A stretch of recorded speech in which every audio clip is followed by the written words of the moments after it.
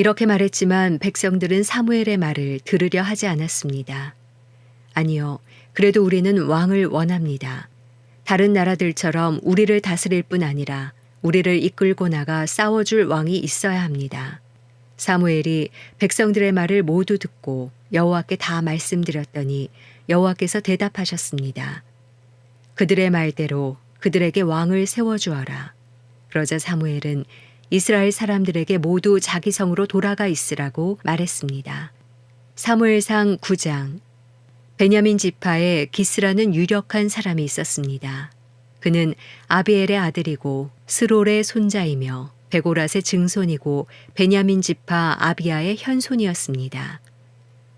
그에게는 사울이라는 아들이 있었는데 그는 눈에 띄게 멋진 젊은이로서 이스라엘 사람들 가운데 그처럼 잘생긴 사람이 없었고 키도 다른 사람들보다 어깨 위만큼 더 컸습니다. 어느 날 사울의 아버지 기스는 자기가 기르던 나귀들을 잃어버리자 아들인 사울에게 말했습니다. 종을 데리고 가서 나귀들을 찾아오너라. 그래서 사울은 에브라임 산지와 살리사 땅을 두루 다니며 샅샅이 찾아보았지만 나귀들을 찾을 수 없었습니다. 사알림 지역에 가봐도 없었고 베냐민 지역에 가봐도 나귀들은 보이지 않았습니다. 그들이 숲 지역에 들어섰을 때 사울이 함께 온 종에게 말했습니다. 그만 돌아가자. 우리 아버지가 나귀보다 우리를 더 걱정하시겠다. 그러자 종이 대답했습니다. 이 성읍에 아주 존경받는 하나님의 사람이 있는데 그분이 말씀하시는 것은 무엇이든 이루어진다고 합니다. 이곳에 가보시지요. 혹시 그분이 우리가 어떻게 해야 할지 가르쳐 주실지도 모릅니다. 사울이 종에게 말했습니다. 우리가 가게 되면 그 사람에게 무엇을 좀 드려야 하지 않겠느냐. 그런데 우리 자루에는 음식이 다 떨어졌으니 하나님의 사람에게 드릴 만한 선물이 없구나. 우리가 갖고 있는 게 있느냐. 종이 그에게 다시 대답했습니다. 제게 은 4분의 1세겔이 있습니다. 이것을 하나님의 사람에게 갖다 드리면 그분이 우리에게 어떻게 해야 할지 가르쳐 주실 것입니다. 옛날 이스라엘에서는 하나님께 무엇인가 알아보려고 갈 때는 선견자에게 가자고 말했습니다. 요즘의 예언자를 예전에는 선견자라고 불렀습니다. 사울이 종에게 말했습니다. 그래 좋다. 어서 가자. 그리하여 그들은 하나님의 사람이 있는 성읍으로 갔습니다.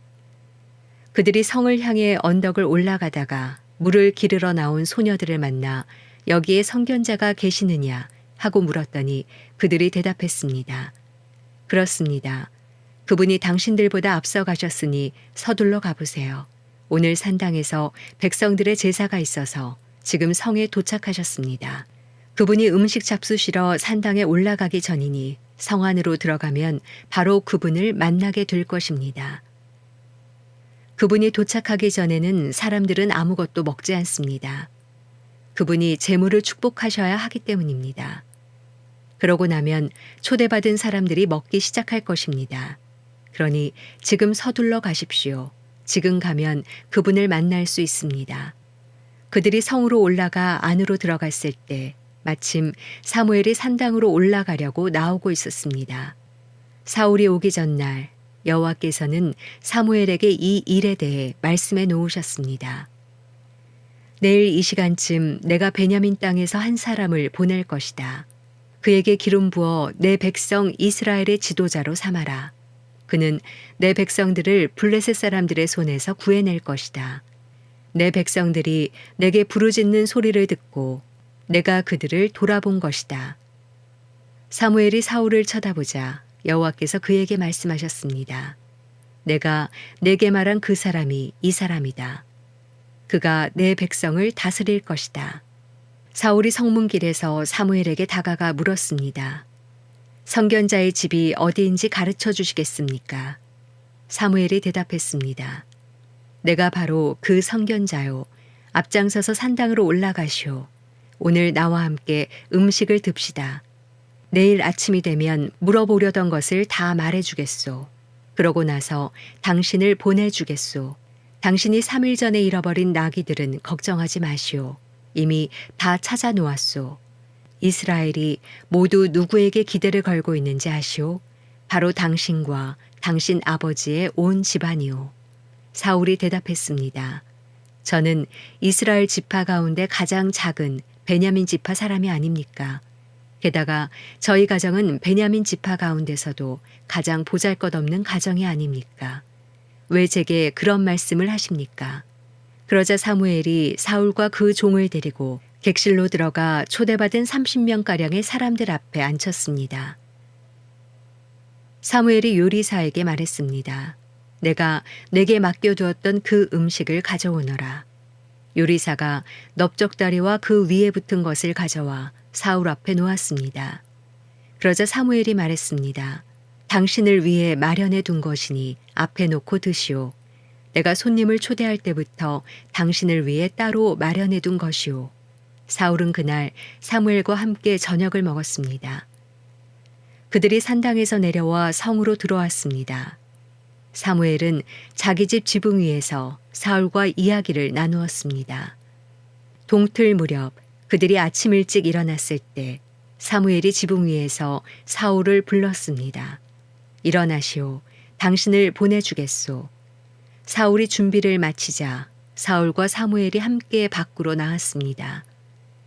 성읍 끝에 다다르자 사무엘이 사울에게 말했습니다. 종에게 먼저 가라고 하시오. 종이 앞서가자 또 말했습니다. 당신은 조금 더 머물러 계시오. 내가 하나님의 말씀을 전해드리겠소.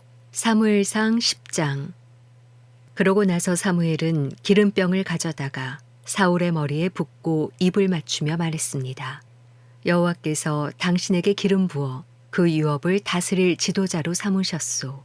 당신이 오늘 나를 떠나가다가 베냐민 경계에 있는 셀사에 이르면 라헬의 무덤 가까이에서 두 사람을 만나게 될 것이요. 그들은 당신에게 당신이 찾아 나선 나귀들을 찾았기 때문에 당신 아버지는 이제 나귀 걱정은 하지 않지만 그 대신 아들을 걱정하고 있습니다. 라고 말할 것이요. 그러면 당신은 다볼에 있는 상수리 나무에 이르기까지 계속 가시오. 거기서 하나님을 뵈려고 베델로 올라가는 세 사람을 만날 것이요. 한 사람은 염소 새끼 3마리를 끌고 갈 것이고 또 한 사람은 빵 3덩이를 가져가고 또 한 사람은 포도주 1부대를 가져갈 것이요. 그들이 당신에게 인사하고 빵 2덩이를 주면 당신은 그것을 받으시오. 그러고 나서 당신은 하나님의 산에 이를 것이요. 거기에는 블레셋 진영의 문이 있소. 당신이 그 성에 다다르면 산당에서 내려오는 예언자의 무리를 만나게 될 것인데 그들은 비파와 탬버린, 피리와 하프를 연주하며 예언도 할 것이요.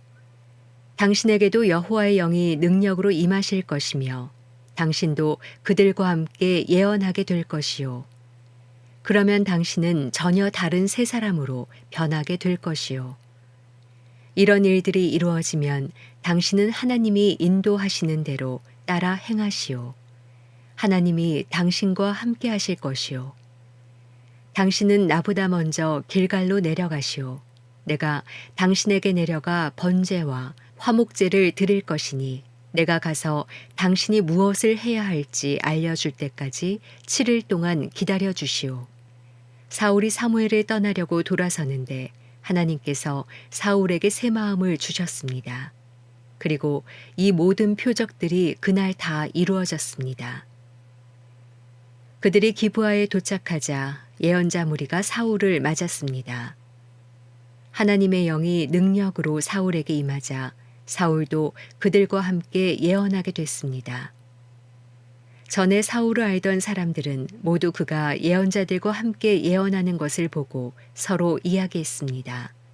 기스의 아들에게 대체 무슨 일이 일어난 거지? 사울도 예언자들 가운데 있지 않는가? 거기 살던 한 사람이 말했습니다. 그들의 아버지가 누구인가? 그리하여 사울도 예언자들 가운데 있지 않는가? 라는 속담이 생겨나게 됐습니다. 사울은 예언을 마치고 산당으로 갔습니다. 그때 사울의 삼촌이 사울과 그 종에게 물었습니다. 어디에 갔다 왔느냐? 사울은 나귀를 찾으러 갔었습니다. 하지만 찾을 수 없어서 사무엘에게로 갔습니다. 라고 대답했습니다.